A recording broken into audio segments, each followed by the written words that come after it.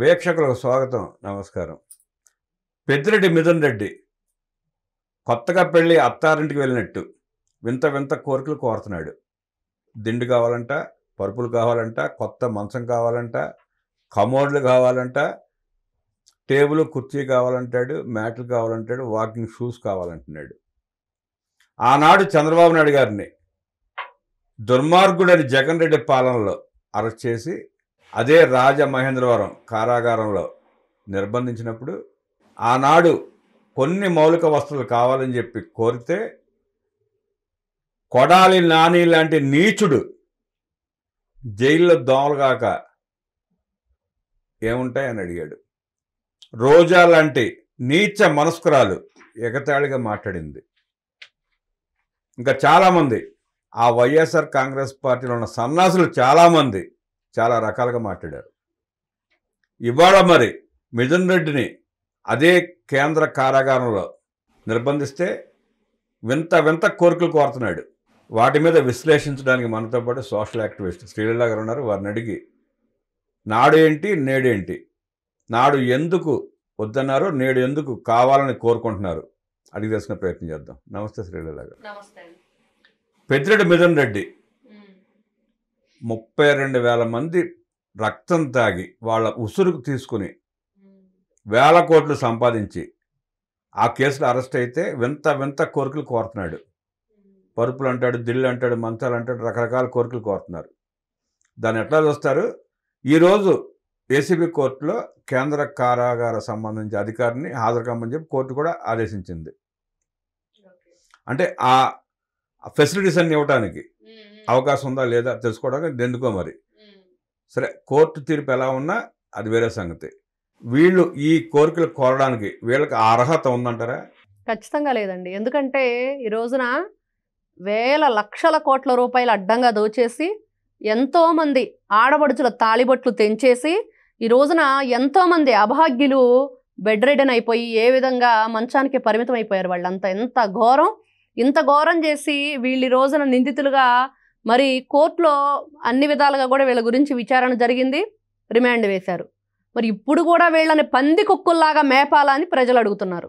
మరి అది ప్రజల డబ్బులతోనే మేపాలి. అదే మరి ఎందుకు మా డబ్బులు ఆల్రెడీ దోచేశారు, వాళ్ళ ఆస్తులు జప్తు చేయండి, వాళ్ళ దగ్గర ఉన్నవన్నీ దాచుకున్నవన్నీ కూడా బయటకు లాగండి. ఎందుకు వీళ్ళకి ఇన్ని రకాలుగా వైభోగం ఎందుకు? గతంలో చేసిన పాపాల చిట్టా అంతా బయటకు తీసి ఈ విధంగా ఆడపడుచుల్ని ఈ విధంగా వీళ్ళు ఏడిపించిన ఎంత ఘోరం, ఎంత నేరం, ఇంతకంటే అమానుషం ఇంకోటి ఉంటుందా? ఇంత భయంకరంగా చేసిన వీళ్ళు ఈ మద్యం కుంభకోణంలో డబ్బు అనే ఒక దాహంతో ప్రజలను ఏ విధంగా వీళ్ళు దోచుకున్నారో చూస్తే నిజంగా డబ్బులు దోచుకున్న ఒక రకం, జీవితాలను సర్వనాశనం చేసేశారు. కొంతమందికి లైఫే లేకుండా చేశారు. కొంతమందిని ఈ విధంగా అటు ఇటు కాకుండా పాపం వాళ్ళ జీవితాలు ఎక్కడా కూడా ఒకవైపు చూస్తే నాడీ వ్యవస్థ పనిచేయకుండా, ఇంకొక వైపు చూస్తే కిడ్నీలు, లివరు అన్నీ కూడా మరి ఏ విధంగా పాడైపోయినాయి. వైఎస్ఆర్సీపీ పార్టీ నాయకులు ఎవరైతే దీంట్లో ఉన్నారో వీళ్ళ లివర్లు కిడ్నీలు తీసి వీళ్ళందరికీ కూడా దానం చేయాలి. నిజంగా 130,000 మంది హాస్పిటల్ పాలైపోయారండి. అదే చెప్తున్నా, ఇట్లాంటి వ్యక్తుల్ని ఇంకా వీళ్ళకి దిండులు పరుపులు అసలు ఏమాత్రం నిస్సిగ్గుగా ఎక్కడా కూడా మేము తప్పు చేశాము, తప్పుడు పనులు చేశాము, ఎంతోమంది ప్రాణాలు తీసామని చెప్పేసి కొంచెం కూడా ఆ భయం బిడియం అనేది లేకుండా ఇంత నిస్సిగ్గుగా ఇంకా రాజవైభోగం కావాలి, మేము ఎంపీలమి, వై కేటగిరీలో ఉన్నాము, ఇవన్నీ కూడా ఈ సోది కబుర్లు చెప్తా ఉంటుంటే ప్రజలైతే చాలా వాళ్ళ రక్తం మరిగిపోతుంది. వింటుంటే మాకే అసలు తట్టుకోలేకపోతున్నాం. ఇంతమంది జీవితాలను వీళ్ళు ఇంత ఘోరంగా నలిపేశారా, కాళ్ళ కింద చిదిమేశారా అంటే ఇట్లాంటి వ్యక్తులకి ఇలాంటివన్నీ ఇవ్వాలా? ఎందుకు ఇవ్వాలి? వీళ్ళు ఏమైనా స్వాతంత్ర సమరయోధులా? ఏదైనా మంచి కోసం పోరాడి జైలుకి వెళ్ళారా? ఏదైనా మంచి చేయటానికి వెళ్ళారా? మంచిని ఏదైనా 10 మందికి పంచడానికి వెళ్ళారంటే కానే కాదు. 10 మంది జీవితాలను సర్వనాశనం చేసి వెళ్ళారు. కాబట్టి ఇట్లాంటి వ్యక్తులకి ఇవన్నీ కూడా ఇవ్వకూడదని ప్రజలు అందరూ కూడా కోర్టుని కోరుకుంటున్నారు. నిజంగా ఈ రోజున వింటూ ఉంటే ఏంటి గొంతెమ్మ కోరికలు? ఎవరైనా నలుగురు వింటే నవ్విపోదురుగాక మొహానే ఓస్తారండి. నిజంగా కనిపిస్తే బయటకు రమ్మనండి, రెడీగా ఉన్నారు చెప్పులు చీపుర్లు తీసుకొని కొట్టడానికి. జగన్మోహన్ రెడ్డి ఇప్పుడు మిథున్ రెడ్డి అరెస్ట్ అయ్యాడు కదా, ఇప్పుడు ఏమైనా ప్రోగ్రాం పెట్టుకొని బయటకు వస్తే కనుక చీపుళ్ళు చాటలు చెప్పులు తీసుకొని ప్రజలందరూ కూడా రెడీగా దేహశుద్ధి చేయడానికైతే రెడీగా ఉన్నారు. ఎంతమంది జీవితాలు మిథున్ రెడ్డి మాట్లాడిన మాటల గతంలో నాకేం సంబంధం ఉంది. మొన్న కూడా అరెస్ట్ చేసి తీసుకువెళ్లే రోజు కూడా సిట్టునంట ఇసురు అవతలేస్తాడంట. ఈ రోజున ఇతన్ని ఇసురు అవతలేశారు. కోర్టు గట్టిగా మొట్టికాయలు వేసి రాజమండ్రి సెంట్రల్ జైల్లో వేశారు. అయినా కూడా ఇంకా సెంట్రల్ జైల్లోకి వెళ్ళిన తర్వాత ఆరోగ్యం బాగాలేదని చెప్పేసి వీళ్ళ ఏదైతే ఒక మీడియా ఉందో ఆ మీడియాలో ఎట్లాంటి మాటలు మాట్లాడతారో కూడా మనం గతంలో విన్నాం. ఎలాంటి రాతలు రాస్తారో కూడా విన్నాం, చూసాం. ఇవన్నీ చూసిన ఆ మీడియాలో వీళ్ళు చెప్పించింది ఏంటంటే మరి అతనికి వచ్చిన ఏదైతే హెల్త్ రిపోర్ట్స్ మార్చేశారని, కాసేపేమో బ్లడ్ క్లాట్స్ ఉన్నాయన్నారు, తర్వాత అసలు హార్టే ప్రాబ్లం అయిపోయిందన్నారు, ఆ తర్వాత అసలు హార్ట్ ఇంకేముంది ఇంకాసేపు ఇట్లా ఆగిపోయే పరిస్థితి అన్నారు. అంటే రకరకాలుగా, అంటే మీకే హార్ట్ ఉందా, ప్రజలకు లేదా, మీకే లివర్లు ఉన్నాయా, మీకే లంగ్స్ ఉన్నాయా, మీరేనా మనుషులు, వాళ్ళు మనుషులు కాదా, వాళ్ళేమో మీరు తయారు చేసిన ఆ చెత్తలు ఇక్కడ దాగి ఏ విధంగా జీవితాలు సర్వనాశనం అయిపోయాయో చూశారు. చేతులారా కావాలని మీకు తెలిసి, అన్నీ తెలిసి, చనిపోతారని చెప్పి తెలిసి మీరు మీటింగులు పెట్టుకొని ఆ మీటింగులో డబ్బే కావాలి, డబ్బే ప్రధానం, వాళ్ళు చచ్చిపోయినా పర్వాలేదు, వాళ్ళ శవాల మీద నడుచుకుంటూ వెళతామని చెప్పేసి మీరు మీటింగులు పెట్టుకొని కావాలని కుట్రపూరితంగా చేశారు. తెలియక జరిగింది కాదు కదా. మీకు తెలియకుండా జరిగితే అయ్యో వాళ్ళకి తెలియదంట అనుకోవచ్చు. ఎంతమందిని మీరు అక్కడ డిస్టిలరీస్ని కానివ్వండి, బ్యావరేజెస్ కానివ్వండి, ఇవన్నీ మనం వింటూ ఉన్నాం. ఖజురహో లాంటి పెద్ద పెద్ద కంపెనీలు లిక్కర్ని వీళ్ళు పిచ్చి లిక్కర్ దాంట్లో పోసి బ్రాండ్ ఏమో వాళ్ళది, లిక్కర్ ఏమో వీళ్ళది. మరి వాళ్ళందరూ గన్ పాయింట్ పెట్టి, ఆ గన్ పాయింట్ పెట్టేవాడు కూడా ఇద్దరు గన్మెన్లు అనమాట. ఇది మీరు చేసిన నీచమైన రాజకీయం. జగన్మోహన్ రెడ్డి అండ్ బ్యాచ్ ఏదైతే ఉందో ఇంకా మిమ్మల్ని క్షమించేది లేదు. ఈ రోజున డబ్బు కాదు అక్కడ ముఖ్యం, ప్రజల జీవితాలతో మీరు ఏ విధంగా మీ కాళ్ళ కింద చిదిమేశారు.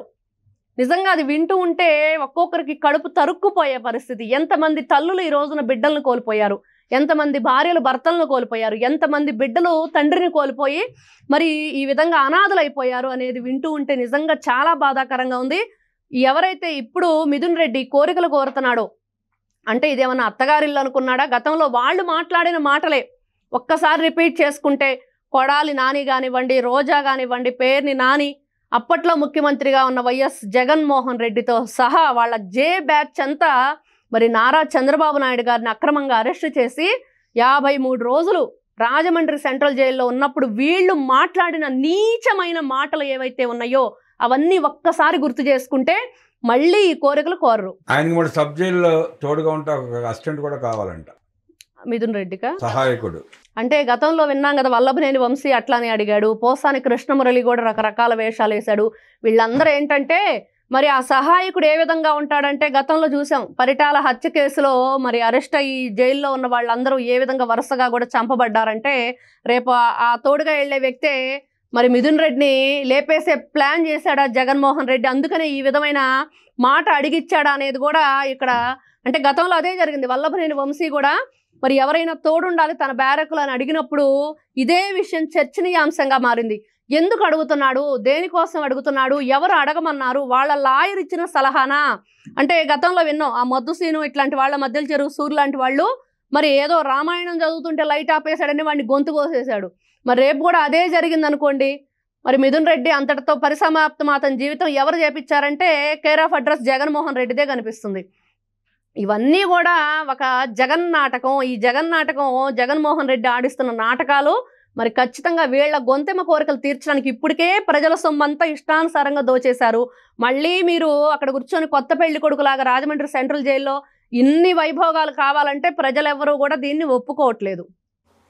పరిటాల రవీంద్ర గారి కేసులో డంబుల్స్తో మొద్దుసేను చంపినట్టే ఇప్పుడు వింత వింత కోరికలు కోరుతున్న మిథున్ రెడ్డి ప్రాణాన్ని కాపాడాల్సిన బాధ్యత ప్రభుత్వం మీద ఉందని, అలాంటి అవకాశం ఇవ్వకుండా చట్టం ఎవరికి చుట్టం కాదని, చట్టం ముందు అందరూ సమానమేనని, వాళ్ళ గొంతెమ్మ కోరికలు తీరిస్తే ప్రజల్లో అపోహలు వచ్చే అవకాశం ఉందంటూ విశ్లేషించిన శ్రీలీల గారికి ధన్యవాదాలు తెలియజేస్తూ నమస్కారం.